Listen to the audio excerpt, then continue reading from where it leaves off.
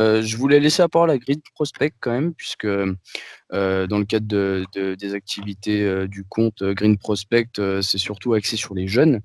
Et je voulais avoir l'avis de Green Prospect. Il y a eu quelques signatures de contrats pro sur les jeunes qui vont vraiment percer cette année. C'est un contenu qu'on avait fait sur le talk, mais voilà, en se renseignant un peu à droite à gauche. Mais les Green Prospect, qui est vraiment, je pense, qui a vraiment un œil à viser, j'aimerais bien savoir les trois jeunes un peu qui seraient susceptibles vraiment de percer en pro l'année prochaine.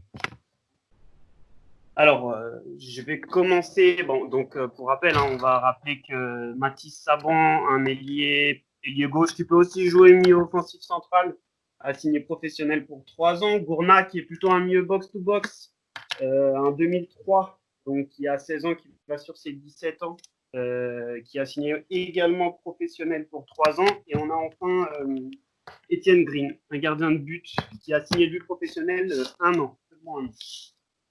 Je vais commencer par mon chouchou, j'avoue, je m'en cache pas. C'est Mathis Saban. Je pense que vous pensez que j'allais parler de Gourna, mais c'est Mathis Saban que j'aimerais parler en premier. Pourquoi? Parce que c'est un joueur qui a un profil extrêmement intéressant, qui est d'une finesse technique rare, qui percute, qui permet à l'équipe de gagner toujours des mètres, qui permet de marquer énormément de buts. Il a fini meilleur buteur des U19 cette année. Il a eu quelques minutes en National 2 dans des rôles de joker remplaçant, des petites demi-heures. Il a fait 3 matchs exactement pour être précis. Voilà, c'est un 2002, Mathis Saban, donc qui a 18 ans, qui est U18. Voilà, probablement il sera dans le groupe M3 l'année prochaine, avec une belle carte à jouer, avec j'imagine des entraînements avec les professionnels. Il va peut-être faire quelques minutes, mais il ne faut pas s'attendre à ce que ça devienne une pièce comme l'a été cette année Fofana ou comme l'a été Abi, avec un temps de jeu qui est quand même conséquent. Voilà. Après, le deuxième, donc Lucas Gournadouas, qui est annoncé comme la pépite du centre de formation, à juste titre un petit peu, il est 2003, il a déjà signé professionnel. Il faut savoir que cette année, il a fini la saison avec la Nationale 2 en étant titulaire. D'accord. Pour rappel, c'est un U17. Donc, il a effectué autant de matchs avec les U17, avec les U19 et avec la Nationale 2. Donc, pour vous donner un ordre d'idée un peu sur la confiance qui lui est donnée par le club. Aujourd'hui, pour avoir vu quand même un certain nombre de matchs de sa part, c'est un adulte dans le monde d'enfants. Quand il joue avec les 17 ou les 19, c'est dans le volume de course, dans la répétition des efforts, dans l'impact physique, il est déjà prêt pour le football d'adulte en fait. Il est déjà prêt. Et même dans l'aspect mental, on est quelquefois en contact avec certains jeunes, on discute, il est déjà conditionné comme un joueur professionnel en fait. Il est quasiment inaccessible, il a des idées bien précises, il est prêt, il est conditionné. Et on a très peu de doute sur le fait on le verra. Si c'est pas l'année prochaine, c'est l'année d'après, on le verra. C'est une certitude. C'est un joueur qui est capitaine en U16 de l'équipe de France. C'est un meneur d'hommes, c'est un gagneur. Et voilà, il est extrêmement intéressant. Extrêmement intéressant. C'est un des seuls qui est d'ailleurs vraiment intéressant dans la génération 2000. Et pour finir, Etienne Green, c'est un contrat d'1 an. Je pense que c'est surtout pour pallier le départ de Vermeaux et de Crémieux. Voilà. J'avoue que cette signature là m'a un peu plus surpris, mais le fait qu'elle soit d'1 an, c'est pour préparer un peu la M3. Il y aura Bourbia en concurrence avec lui probablement. Et voilà. Il y a Bariol aussi qui est parti. Donc c'est vrai qu'il fallait sécuriser un gardien pour la M3. Voilà. Sachant que Bajic, on ne sait pas s'il va être prêté, quel rôle il va jouer l'année prochaine. Gendouzi, c'est un peu pareil, on ne connaît pas trop la position de QL par rapport à lui. Donc voilà, en gros, faire un état des lieux. Je pense que c'est surtout pour s'assurer un gardien et il n'est pas impossible qu'un autre arrive. J'aurais une petite question pour toi. Même si eux, on les a un petit peu vus cette saison, Qu'est-ce que tu penses de Rivera? Qu'est-ce que tu penses de... Bon, Mady Camara, on l'a beaucoup vu, je rejoins Alex. Hein. Mady Camara, je trouve qu'on en fait beaucoup, je suis un peu plus mitigé. Mais qu'est-ce que tu penses de Rivera? Qu'est-ce que tu penses Moi, j'aimerais avoir, pardon Alex, mais Ouais. pareil, hein, avoir ton avis sur, là aussi je trouve qu'on en fait énormément sur lui, sur Bilal Benkedim aussi. Oui. Eh ben, écoute, j'ai peut-être raté quelque chose et je vois pas les matchs de jeunes comme Green Prospect et voilà, c'est dommage parce que j'aimerais bien. J'espère Ouais. qu'ASSE TV sera là pour nous en montrer. Mais Ben Kedim, pour moi aujourd'hui, c'est extrêmement frêle et c'est pas du tout physiquement à la hauteur de la Ligue 1. Ça mérite de mûrir. Rivera, voilà, j'arrive pas à me faire un avis. On sent qu'il y a quelque chose, il y a du talent, mais on sait pas trop où il en est. Voilà, c'est dur de se prononcer. Et Mady Camara, c'est un joueur qui est besogneux, qui court beaucoup, mais j'ai pas l'impression qu'on a un joueur d'appoint qui doit mûrir aussi dans son jeu, mais je lui sens pas un potentiel extravagant, quoi. Hein. Eh oui. Et moi je serais rassuré quand on arrêtera, quand il s'agira de parler des joueurs de synthé, quand on arrêtera de mettre d'abord leur qualité physique avant leur qualité technique en avant. Mady Camara, c'est un besogneux, on est d'accord avec ça. Il a un travail qui est important, on est d'accord avec ça. Mais techniquement, les gars, il apporte rien. C'est très très faible techniquement. Moi, quand je voyais les feuilles de match des matchs cette saison, quand je voyais le milieu Aoulou, Camara, Cabaye, alors je dis pas que j'éteignais la télé parce que je regarde tous les matchs, parce que je suis supporter, mais je savais que j'allais pas me régaler du tout. C'est pas possible de créer du jeu avec un Mady Camara au milieu. Excusez-moi, hein, mais non, mais t'as raison. Pour moi, c'est une réalité. C'est une réalité. Et il faut arrêter. Et ça, Green Prospect, c'est pour ça que ton avis sera intéressant là-dedans sur Camara, Benkedim et Rivera. Mais j'ai l'impression qu'on a trop tendance à surévaluer nos jeunes. Je suis sûr que si Mady Camara, on le prend d'un autre club, pour l'exemple, hein, je dis ça, de Nice, et qu'on le voit jouer, on est tous unanimes pour dire que c'est très faible. Mais comme il vient du centre, il y en a qui disent « Ah, c'est un bon jeune, il est besogneux, il a les valeurs de la SSE. » Et ça me dérange. Alors, vous m'avez donné beaucoup de contenu. Tout d'abord, première chose, normalement, c'est les infos qu'on a et Santé Inside confirmera probablement. On a sur ASSE TV les matchs des jeunes normalement l'année prochaine. Ouais. Donc ça, c'est quand même une bonne nouvelle. Pour nous aussi, hein, parce que c'est pas toujours facile de trouver des contenus de match. Je te cache pas. Deuxième chose, Mady Camara. Alors, moi, la question que je veux vous poser, je suis d'accord avec vous. Techniquement, c'est pas un excellent joueur. Je suis d'accord avec vous que il incarne les valeurs de synthé. Oui, il est besogneux, il est généreux, il fait les efforts. Maintenant, la question que j'aimerais vous poser, c'est aujourd'hui, on a payé à Oulu, je sais pas, 120 000 par mois peut-être, 150 000, on ne sait jamais exactement. Bref, peu importe. Pour quel apport? Deuxième question, on a payé Cabaye. Je sais pas, à peu près sur les mêmes tons, 120, je sais pas. Pour quel apport également? Aujourd'hui, et vous me direz le contraire, hein, Mady Camara, il est ce qu'il est, un joueur besogneux, généreux, box-to-box, capable de marquer des buts. Et surtout, il est intéressant dans le travail de l'ombre. Dans un milieu à 3. Pour moi, là où il est le plus intéressant, c'est dans un milieu à 3. Un milieu à 2, il s'exprime beaucoup moins bien. Par contre, dans un milieu dans lequel il va permettre à d'autres joueurs de s'épanouir, je pense notamment à un Youssouf et à un troisième, qui sera probablement la recherche de la saison prochaine dans le 11 de départ. Alors, je dis pas que Mady Camara sera titulaire, hein. Je vous dis juste que je pense qu'il a la confiance de Puel. Parce qu'il est généreux, parce qu'il incarne des valeurs. À Nice, il avait un trio qui était Kosiello, Seri, Mendy. Que des joueurs de ballon. Que des joueurs de ballon. Aujourd'hui, la question que je te pose aujourd'hui, c'est quelle carrière a fait Kosiello? Ah, mais après, c'est des choix de carrière. Mais le talent, il est là. Ah bon? Ah oui. Vincent Kosiello, on peut me dire ce qu'on veut, hein, mais c'est un bon joueur de ballon. Tu le vois jouer, c'est un bon joueur de foot.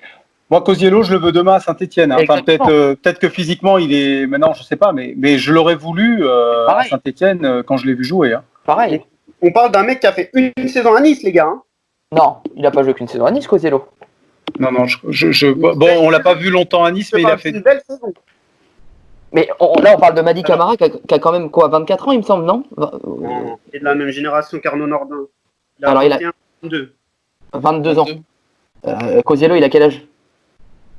Pas, au moins 25, 26, non? Ouais, Non, 26 il- ans, il- quelque chose. 25. Cosilo, il a 24 ans. 24 Voilà, Ah, ans. 24. C'est un jeune aussi. 24 ans, Et Cosilo. pour moi, je reste sur mes positions. Au niveau footballistique, Cosiello, il a 6 Mady Camara dans chaque jambe. Techniquement. Oui. Après, Mais là où tu as raison, c'est quand tu dis que Mady Camara, en effet, il n'a pas à rougir à côté d'Aoulou ou de Cabaye ou Ah, même mais de. surtout au prix où tu le payes. Hein. Surtout au prix où tu le payes. Évidemment, je suis Aujourd'hui, d'accord avec toi. moi, ce que je veux vraiment dire, c'est que Ouais. aujourd'hui, Mady Camara, ça sera pas un titulaire indiscutable. Mais Ouais. un joueur de rotation comme ça, qui te permet de rentrer dans des matchs sur une dernière demi-heure, qui est besogneux, tu l'as dit, oui. Eh ben, pourquoi pas? Pourquoi pas, en fait? Là, ça change. Là, ça change tout et la Pourquoi nuance pas est intéressante. Là, je suis d'accord avec toi. Parce Si que tu me l'année le mets prochaine- dans la rotation, là, il n'y a pas de problème. Sauf qu'il était dans la rotation à la base. Ah, Si Cabaye est performant, si Aoulou est performant, il est dans la rotation. C'est pas un Ouais, mais- titulaire. Si Mvila est intéressant, c'est un titulaire. C'est un remplaçant. un remplaçant. Ouais, c'est tout le Voilà. problème de la saison de Saint-Étienne. Oui, c'est la défaillance des cadres, on en revient Voilà. toujours là. Hein. Exactement. Ensuite, ce que je vous propose, c'est juste, je le fais rapidement, on va parler par génération. Donc la génération 2000, on a Fofana et Abi, malgré toutes les critiques qu'il subit, je reste convaincu que ça sera son année l'année prochaine. Et je lui souhaite vraiment, parce que en jeune, c'est un joueur qui a été au-dessus régulièrement. Son seul défaut, c'est qu'il est maladroit devant les buts. C'est pas encore un tueur. Voilà. Par contre, et je vous invite à nous suivre sur Twitter ou sur Instagram, on a une vidéo qui arrive prochainement sur Abi où on met en avant tout le travail de haut jeu qu'il est capable de faire, tout le travail de pressing sur la défense, tout le travail d'appel en profondeur, où on se rend compte que c'est pas que un grand qui court vite. Voilà. C'est pas que ça. Et vous en rendrez compte. Par contre, c'est vrai qu'il a joué quelques matchs en National 2 et il a très vite été propulsé en Ligue 1. Cette année, la marche était trop haute. Mais c'est une année qui comptera. Parce que c'est un joueur qui est travailleur, c'est un joueur qui est généreux et c'est un joueur qui a envie de réussir. Et c'est un joueur qui a pris 10 kilos de pec pendant le confinement. Exactement. Alors ça aussi, c'est toujours Ça, on l'a pareil. bien remarqué. Ça fera pas une Pierre Gabriel, parce que Pierre Gabriel était revenu avec des quadriceps triple de volume et au final, il n'a jamais enchaîné 3 matchs dessus. C'est vrai. Voilà. Après la génération 2001, ça c'est évident que si ça se passe bien, on le verra l'année prochaine. Ça Aymen Mouefek, c'est un joueur exceptionnel, c'est un joueur complet. Et vous me parlez de Mady Camara, mais si Mouefek enchaîne les matchs, c'est sûr qu'il sera dans la hiérarchie devant Mady Camara. C'est une certitude. C'est un joueur qui est complet. C'est un box-to-box. Physiquement, il est monstrueux. Techniquement, il est intéressant. Capable de marquer des buts. Ça peut devenir un vrai bon joueur. Après, Ben Kedim, vous m'avez posé la question Ben Kedim. Il a souffert cette saison parce qu'il a eu une saison très difficile. Autant en N2 que les quelques matchs en Ligue 1 qu'il a fait. Je me rappelle de sa rentrée à Épinal en Coupe de France qui a été catastrophique. Hein. Ouais. La vérité. Je pense qu'il n'arrive pas à faire le pas du football d'adulte. Peuple Vert a dit il faut qu'il s'épaississe physiquement et je suis entièrement d'accord avec ça.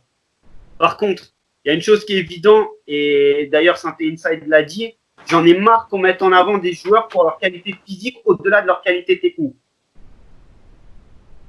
Bilal Benkedim aujourd'hui, si vous avez du temps à perdre, vous allumez YouTube, vous regardez le quart de finale de Gambardella, Saint-Etienne, Girondins de Bordeaux et vous regardez la prestation de Bilal Benkedim. Il est exceptionnel sur ce match-là. Maintenant, on est d'accord qu'il faut qu'il s'épaississe. On est d'accord qu'il n'est pas encore prêt au football d'adulte. Moi, je trouve qu'il n'est pas prêt. Dès qu'il commence à recevoir des coups de ça, il a tendance à se cacher. Par contre, un prêt en National, en Ligue 2, où on va lui donner de la confiance. Moi, je suis convaincu que dans 1 ou 2 ans, il sera prêt. Peut-être 2 ans. Ouais. Il est un peu trop joueur de futsal, je trouve, pour le moment.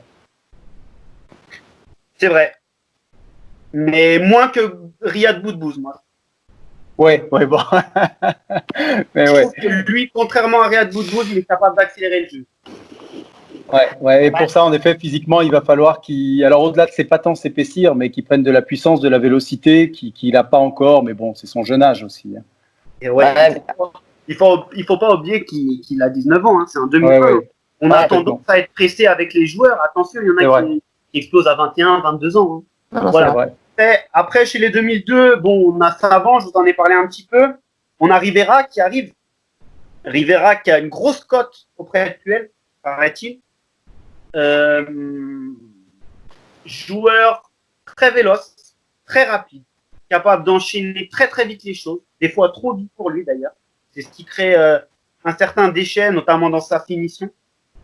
Mais c'est un joueur qui, je pense, est totalement compatible avec le jeu de Puel, qui veut des attaquants rapides, qui veut des attaquants véloces, qui veut des attaquants généreux.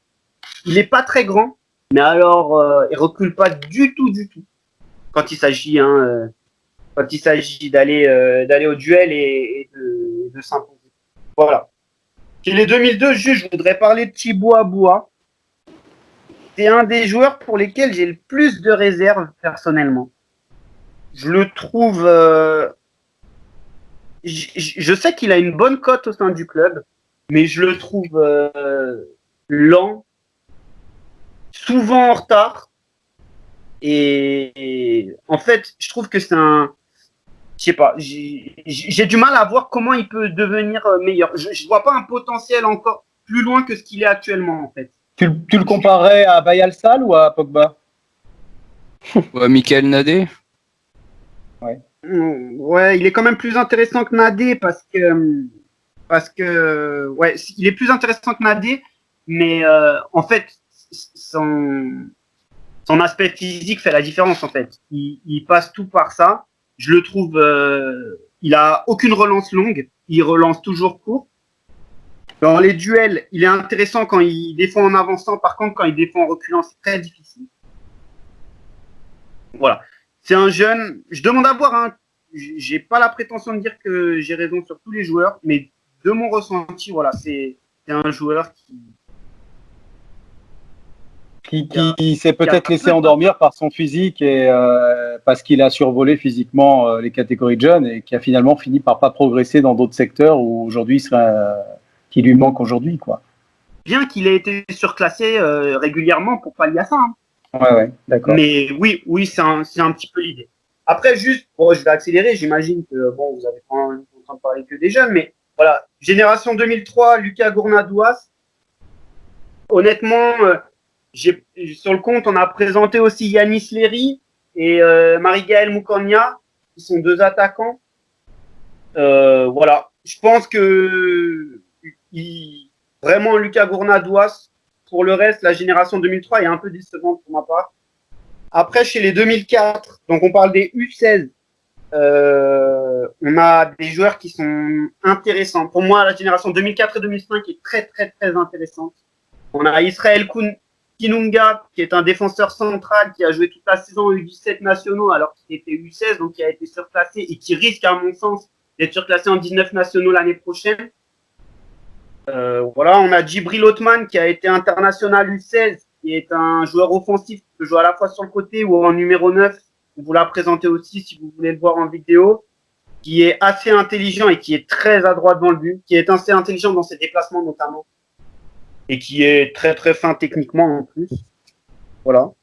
Et un dernier dont on aimerait parler, on en entend beaucoup moins parler et qui n'a pas forcément joué en 17 nationaux cette année, mais qui à notre sens peut devenir très très très intéressant, c'est Alifa Ngongolo. C'est un jeune numéro 6, tout petit de taille, mais qui est très généreux, qui est très juste techniquement. Il a des similitudes un peu avec N'Golo Kanté dans le profil. Alors, bien évidemment, toute proportion gardée. Hein. Et je suis curieux de voir son évolution parce qu'à mon avis, sa marge de progression est énorme dans la mesure où physiquement, il s'impose au milieu de terrain en étant pas forcément des plus costauds. Voilà. Et pour finir, juste la génération 2005, 2 joueurs. Albion Jetichi, qui peut jouer à la fois milieu central ou défenseur central. C'est un U15, donc un 2005, qui a fait des matchs en U17 nationaux, donc qui a été quand même surclassé avec des joueurs qui ont 2 ans de plus que lui. Et Noah Ravert, un gardien de but, qui a joué les 3 derniers matchs en U17 nationaux, dont le derby contre l'Olympique Lyonnais, qui est un 2005 également, qui mesure 1m83 à 15 ans. Voilà. Et pour faire un petit point de tous les jeunes. Merci. Hein. Ouais, c'est top. Edmilson Ninjai Correa. Mon avis? Ouais. Alors, je sais qu'il a une grosse cote auprès de QL aussi. Je sais que QL l'aime beaucoup. Je le trouve pas forcément très intelligent dans ses décisions et dans son football en tant que tel, mais il a des vraies qualités physiques. Et il a une frappe de balle incroyable. Et voilà. Je demande à voir. Je pense qu'il va être prêté cette année. D'accord. C'est mon avis. Hein. Je pense qu'il va être prêté et qu'il faut qu'il soit prêté parce que la N3, en N2, c'était un des seuls joueurs à vraiment survoler. Voilà. J'avoue que j'ai très peu vu. Hein. Il est arrivé quand même en milieu de saison et le Covid est arrivé assez rapidement. Il n'a pas fait non plus beaucoup de matchs. Ah ouais, d'accord. Il était souvent dans le groupe pro sans rentrer et du coup il jouait pas avec la réserve. Enfin, il n'a pas tant joué que ça sous le maillot vert finalement. Ok. Bah, une dernière question pour toi, Green Prospect, une toute dernière en très rapide, après on va passer au mercato. C'est Tiggy Karamoko qui vient d'arriver. Un avis sur le joueur? Alors, on s'est penché un tout petit peu. On n'a pas vu de match de sa part. D'accord? Donc, je te donne mon avis sur des quelques vidéos que j'ai vues. Alors, ça vaut ce que ça vaut. D'accord? Joueur gaucher, défenseur central gaucher. Volonté de toujours repartir propre. Intéressant quand il s'agit de défendre en avançant, moins en reculant aussi. Je l'ai trouvé un peu en difficulté quand c'était dans son dos. Voilà, je m'avance pas trop, je connais pas. J'ai vu quelques vidéos, mais rien de bien approfondi. Donc c'est toujours difficile de juger des joueurs quand on n'a pas vu des matchs sur différentes situations avec différents profils d'attaquants. Ouais, ok, d'accord, très bien. Bon, bah l'avenir nous le dira pour le jeune Karamoko. Bon, ouais, bah écoutez, merci pour ces réponses. Et puis, il me semble que c'est le bon moment pour clore cette émission, énorme émission bilan de la SS version 2019-2020. Je voulais vous remercier pour votre temps et votre présence pour cette émission. Ça a été extrêmement constructif, ça a été extrêmement instructif. Merci pour votre temps et tous vos avis qui ont été assez pertinents. Et un grand merci. Et puis en espérant refaire ça une prochaine fois. Eh ben, merci à tous. Hein. C'était franchement top. On espère que ça plaira à tout le monde. Et en tout cas, un réel plaisir d'avoir pu discuter de tout ça avec vous. Oui, absolument. Instructif. Merci à tous. Merci pour ce que vous apportez aussi au quotidien. De votre côté, moi, j'apprécie beaucoup vos médias et j'apprends plein de choses. Et voilà, je pense que c'est bien qu'on soit complémentaires sur des petites émissions comme ça. Et puis voilà, c'est amusant et je trouve que c'est très sympa à proposer. Donc voilà, merci pour ça. Et j'en profite aussi pour vous dire merci pour le travail que vous fournissez, surtout vous trois qui êtes au cœur de l'info et qui êtes à la recherche régulièrement d'anecdotes, de bruits de couloir, de rumeurs, de tenter de les vérifier, tout ça. Donc c'est vrai que là je prends la casquette du supporter stéphanois, c'est vraiment intéressant. Donc merci pour ça les gars et puis au plaisir de refaire ça avec vous une prochaine fois. Ça a été un réel plaisir, merci à vous en tout cas, et puis portez-vous bien quand même, on n'oublie pas le Covid, c'est pas fini, portez-vous bien, faites attention et en vous souhaitant bonne continuation dans vos médias respectifs qui, à mon sens, sont extrêmement bons. Voilà. Merci les gars. Merci. Allez, bonne soirée, les gars. Salut à tous. Allez, les Passez verts. une bonne soirée.